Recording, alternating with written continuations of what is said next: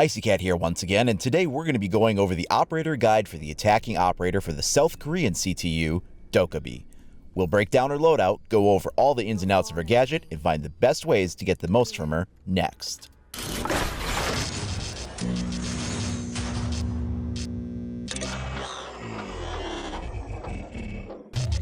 I'll get back to the rest of the info in a second, but first, big shout out to my sponsor for this video, Inbox Dollars.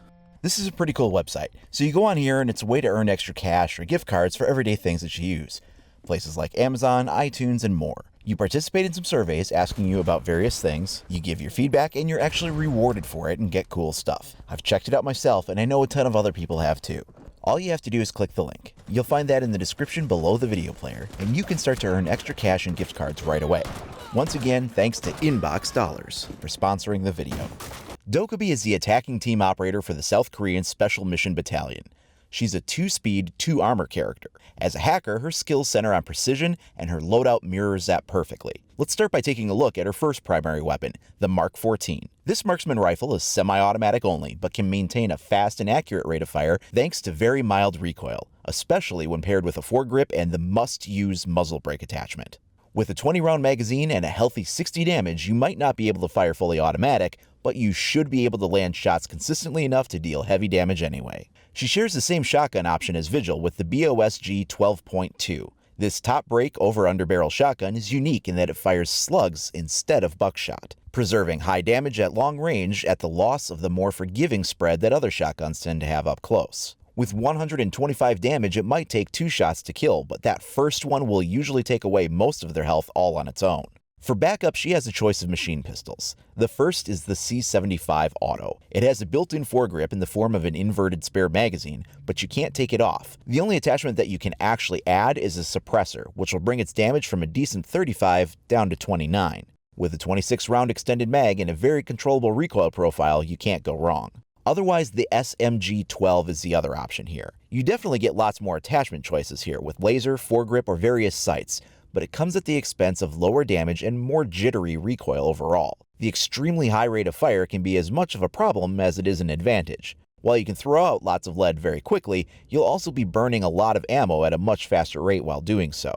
The damage is lower at 28 with a 32-round magazine. Choice of secondary gadgets is between the smoke grenade or a claymore. There's no right choice here. It's all up to your playstyle and of course the map and game mode as to which will offer you something over the other.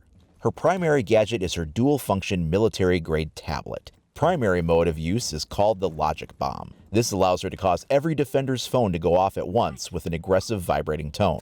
She can do this up to twice per round. There's no range limitation on it.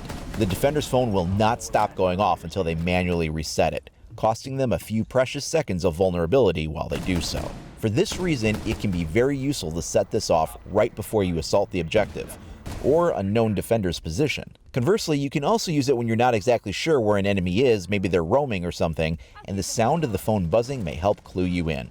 From the defender's perspective, you get a red icon letting you know the phone is going off, and you can definitely hear it too. It won't stop going off until you manually reset it. It's not like it just goes away eventually if you ignore it. And that's a decision you're going to have to make. Do you silence your phone and leave yourself vulnerable while attackers might be pressing you? Or do you let it go so you can respond to what's happening, but constantly give your position away while you do? The other major drawback for defenders is that as long as the logic bomb is going off, they cannot access their camera network. You use your phone to interface with the camera feeds, and until you reset it, you lose your ability to view it. There is a counter for this though. If you're in close proximity to mute jammers when the logic bomb is activated, the signal won't be able to hack your phone.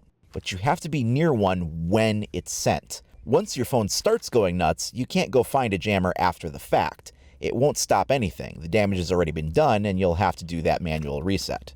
Another operator-specific counter to DOKKAEBI is Echo. He's just too high-tech for her device to affect his wrist-mounted display, which is what he uses instead of a phone. Echo is completely immune to DOKKAEBI's ability. She also has a second function on her tablet. If she's on the attacking team, defenders will drop phones when they die. If she isn't on your team, you're not going to see this happen. If DOKKAEBI can get to the phone, she can hack it, and this will give her total access to the defender's camera network. This lasts for the rest of the round, even if she gets killed. This affects both regular defender cameras as well as Valkyrie cameras.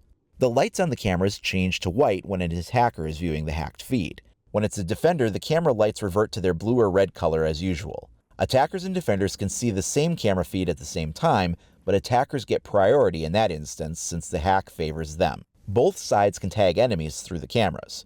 Once the network is hacked, there's also a nice DOKKAEBI icon on the screen, letting the defenders know the network has been infiltrated. At that point, they have a choice to make. Do they shoot out their own cameras so they can't be used against them? Or do they keep it as a tool and just try to stay out of the line of sight now? Defenders can actually shoot the phones when they get dropped and destroy them in an attempt to stop her from being able to hack it. When she hacks a phone, it takes her several seconds to do it, and she's vulnerable while she just stands there.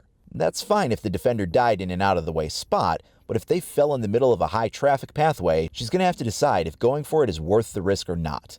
Clever defenders may even use a dropped phone as bait. Once again, Echo is immune to this. He doesn't drop a phone when he dies, and even if the camera's network is hacked, his drone is not affected by it. DOKKAEBI will never be able to see the camera feed from Echo's drone, at least. Her ability pairs very well with IQ. She can see those phones when they pull them out to turn them off, and since it causes them to stand still for a few seconds while they deal with it, if she's ready, she might be able to pick up a free wallbang or two in the process. That's actually a pretty important piece to using DOKKAEBI correctly. Letting your team know when you're about to use the ability, since it affects all the defender's phone at once, all across the map, well, it's kind of useful to let your teammates know you're about to use it, so they can listen for it themselves, or in the case of IQ, so she can be ready to look for those phones when they light up on her scanner. If you don't do the call out before you launch the ability, your team may not be ready to take advantage of the opportunity you're giving them. I mentioned this in Vigil's operator profile too, but her shotgun can do the same thing that Glaz's sniper rifle can. She can use the high-powered slugs to punch very small holes in castle barricades. This allows her to peek into the objective from relative safety and have a very small murder hole. Just mind the gap at the bottom of the door, your feet can still get shot out from underneath you. It works best if you melee the castle barricade first, then in the small gray circle that appears, make a couple of holes next to each other. For some reason, if you just fire the shotgun at it without doing that, it doesn't quite punch a hole all the way through in one shot. But if you melee the spot first, then it will. Also, while most shotguns can pop trapdoors in one hit due to their spread, she can still get through them, it just takes a bit longer. 3 individual shots will open it right up, you just have to wait for the reload in between. DOKKAEBI is most effective as a support operator. Her ability can be engaged at any time during the round or at any location on the map, meaning she doesn't need to be in harm's way when using her logic bomb. Just remember to let your teammates know before you use it so that they know to be ready to take advantage of it.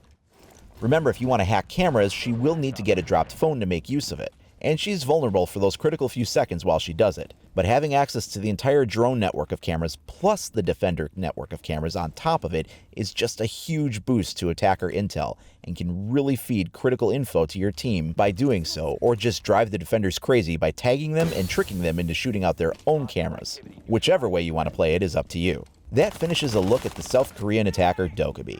If you haven't already, you can also check out the South Korean defender Vigil's operator guide too. I'll be covering Zophia's next week, along with a closer look at some spots on the new map Tower and more. So if you want to stay up to date on all the latest news, tips, tricks, reviews, and more for Rainbow Six Siege, then please like and subscribe. If you click the notification icon, you'll be alerted as soon as I upload new content. You can also follow me at IcyCat25 on either Facebook or Twitter. Thanks for watching, everyone. I'll see you next time.